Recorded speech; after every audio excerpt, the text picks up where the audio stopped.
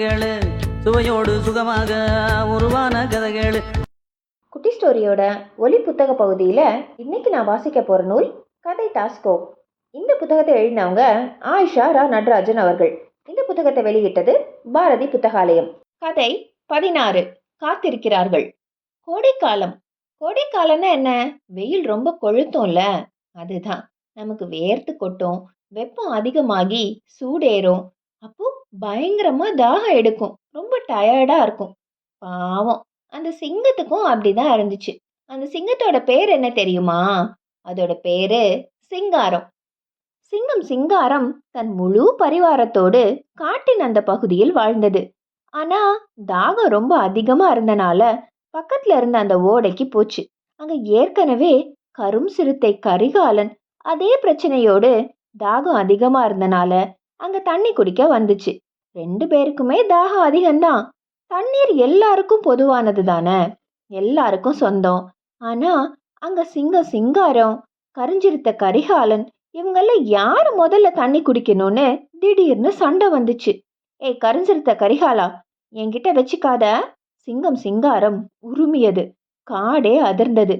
இதோ பாரு சிங்காரம், நான் தான் முதல்ல வந்தேன், என்கிட்ட வேணாம் என சிறுத்தை உருமியது. இலைகளும் உதிர்ந்தன. அவர்கள் கண்கள் குருடாயின. மனது தண்ணீரை மறந்தது. இருவருமே சம அளவு பலசாலிகள். கடும் சண்டை ஒன்றன் மீது ஒன்று விழுந்து பிடுங்க தயாரானது. சண்டை அடுத்தடுத்து தொடர்ந்தது. காதை கடிப்பது, கழுத்தை கவுவது, தொடையை கிழிப்பது, வாளை நொறுக்குவது என கடும் சண்டை நீயா நானா என தொடர்ந்தது. இப்படியே போனா நீ இறந்து போயிடுவேன்னு சிங்காரம் உருமியது. வேணாம், உனக்கு தான் ரத்தம் அதிகமா வருது பாரு. இது கரிஞ்சிருத்தை கரிகாலன். திடீரென்று அவர்களது கவனம் வானத்தை நோக்கி திரும்பியது. அங்கே ஏராளமான கழுகுகள் சுற்றி கொண்டிருப்பதை பார்த்தார்கள். ஆக்ரோஷமாக மோத வந்தது சிங்காரம். ஆத்திரத்தோடு கடித்து குதிர பாய்ந்தது கரிஞ்சிருத்தை கரிகாலன். நெல்! திடீரென்று சிங்கம் உருமியது. என்ன, தோல்வியை ஒப்புக்கொள்கிறாயா? கரிகாலன் சிரித்தது. இல்ல, ஆனா அவங்க வானத்துல எதற்காக பறக்குறாங்கன்னு உனக்கு தெரியுதா? சிங்காரத்தின் குரலில் ஏதோ ஒரு தீர்மானம் இருந்தது. என்ன சொல்ற நீ? கருஞ்சிறுத்தை கரிகாலன் சினத்தை விட்டு சிந்தனைக்கு தாவியது. நம்ம 2 பேர்ல யார் முதல்ல செத்து போவோம், அவங்கள சாப்பிடலான்னு யோசிச்சுட்டே இந்த கழுகுகள்லாம் மேல பறக்குது என்றார் சிங்காரம். சரியா சொன்னீங்க, சிறுத்தை கரிகாலன் ஆமோதித்தது. ஆமாம், இருவருமே ஆமோதித்தனர்.